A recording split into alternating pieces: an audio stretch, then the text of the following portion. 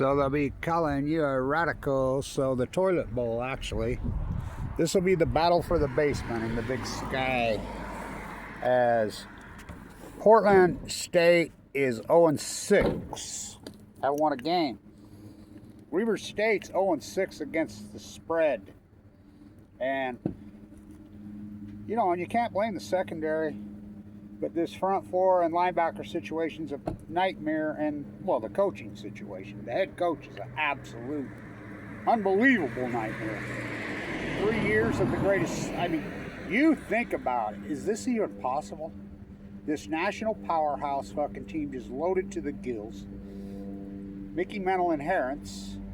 If your agenda was to rip this program to shreds and put it back to the Jody Sears nightmare era that Jay Hill overcame, all that work he did, to tear it back apart and put it back to where it was, you couldn't do a better job than Mickey Mantle's done. He's run all our Americans off. By the way, speaking of, Jack Kelly's back at the Holy War today at the University of Utah. You seen what those tickets are going for? Whoa. I like BYU getting 3.5 just because Jack Kelly's playing.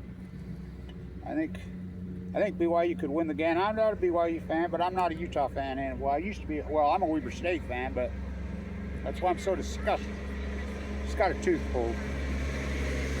So anyway, the chemo. You know, I got cancer, leukemia. Blah blah blah blah. Hail Mary in me. Took out my heart valve. I've had open ulcer, pacemaker, gallbladder. Teeth went out. I had to go to the weekend dance because I got no insurance. Because Mike Lee kicked me off. That low-life dirtbag.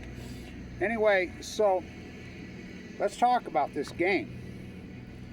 Weber State, and I told you this before the season started, they're not going to be able to stop the run. And they don't have to stop the pass. And the problem is, offense, you can't blame Jackson Gilkey as bad as he looked. And he didn't look very good. You know, Dejon Jennings is the quarterback. He looked great in the second half. But the problem is, it's quarterbacking. Or excuse me, it's coaching. This coach is the worst, most undynamic coach in history. His game dynamics are pitiful. Well, they're horrid. I don't think Weber State even has a skinny post, a middle slant, or a deep post on their playbook. He will not go down and when he does go down the field once or twice a game, he'll run the toughest pass to catch to execute in all of football, which is the back shoulder deep sideline fade, which is the most difficult, low percentages play in football. Across the middle, the slant, he won't run it. Post, he won't run it. He runs the ball, bubble screen. Runs the ball, bubble screen. No matter what the score is.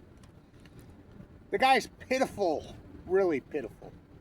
And I feel sorry for these athletes because there's athletes on this team. So, how in the fuck can Weber State be favored against Weber High School with the way they've played? I mean, that nightmare here, they put up 400 yards running the ball, and they didn't even try to pass. You know, they easily should be 0-6.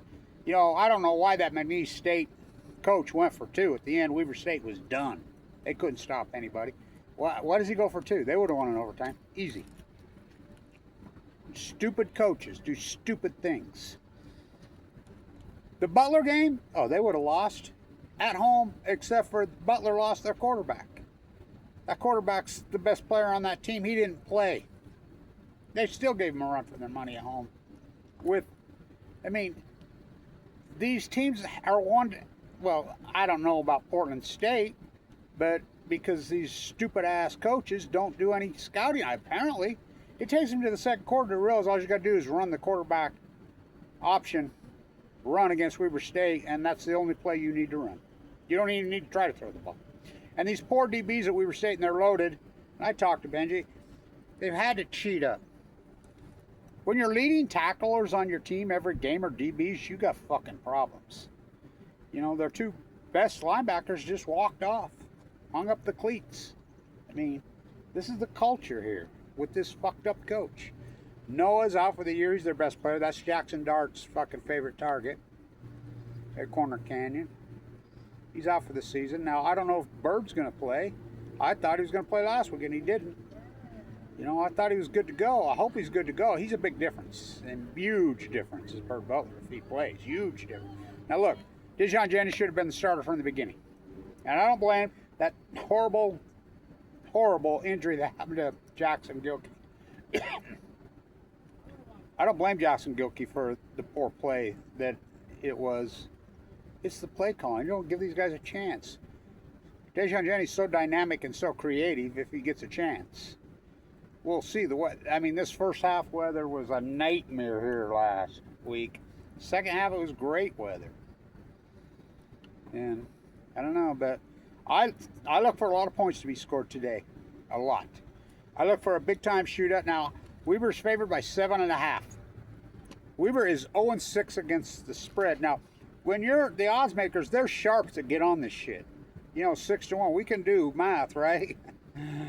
2, 4, 8, 16, 32, 64-1. That's a lot of money, though. We're going to go 128-1. So you'd think these odds makers would have to adjust odds because there's got to be some sharps writing this. I mean, you're writing the shit out of it, just killing it. I wish I was still gambling. I'd be killing it. You know, and how can we be and on the road? Now, granted, Portland State's horrid. I get that. They're horrible. I get it, but are they that horrible? Well, one of these teams is going to get right today. I imagine Portland State will probably look like a Big Sky freaking contender against this defense. And the sad thing is they have players. The scheming on offense is so pitiful it's unreal. They got players. I mean, the running back core they have is outstanding. Godley, Boogie Sylvester are outstanding. They got a great offensive line. They got a great quarterback playing. Jennings is all that. They got loaded with wide receivers. It's the play call. There's no reason Weber State shouldn't put up a 50 spot today. But the way this defense is, you just run the ball on them. I don't even know why these fucking coaches have to pull their heads out of their ass and wait to the second quarter to figure that out. Don't they scout? I mean, it's a no-brainer. You just run the ball. Your quarterback fucking run option. 400 yards rushing. Didn't even attempt to fucking run the ball and pass the ball. And this is not like you're playing, you know, Montana State.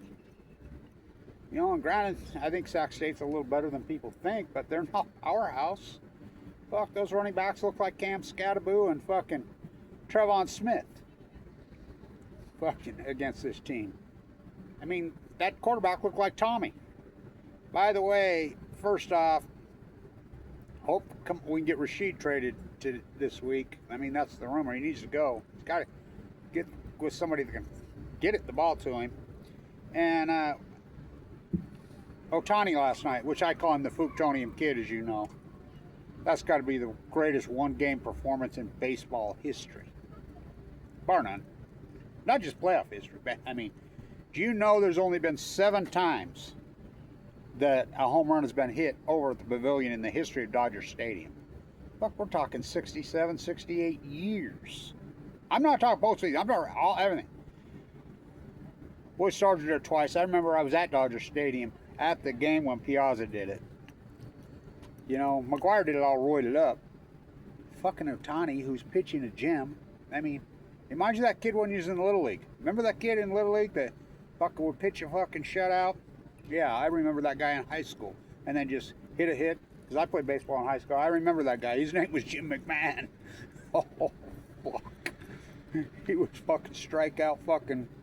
He'd have a no-hitter into the fucking 7th, 8th, and 9th. He'd go the whole way and have 4 fucking hits. I mean, what a fucking athlete. Jackson Dart's the new guy from Roy High School. I watched Jackson Dart play a few times. I played against Jim.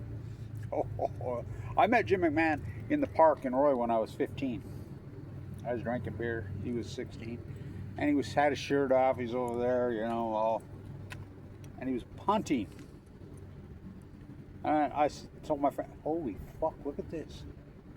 What the fuck? So I went over and talked to him. You could see he was fucking... This dude was so intense in those years. And I visited with him. Whoa. I mean, a whole nother fucking beast. You know who reminds me a little bit of him? Noah Kerr, Silent J. He reminds me of him a little bit. I mean, but he's out for the season. So, what do you think on this game? Brett, on your head. You know, I'm 5-1. I missed last week's game. I mean, I was confused on the whole thing. The whole thing was so weird. I thought, well, Weber can, 9.5 point underdog him. What was I wrong?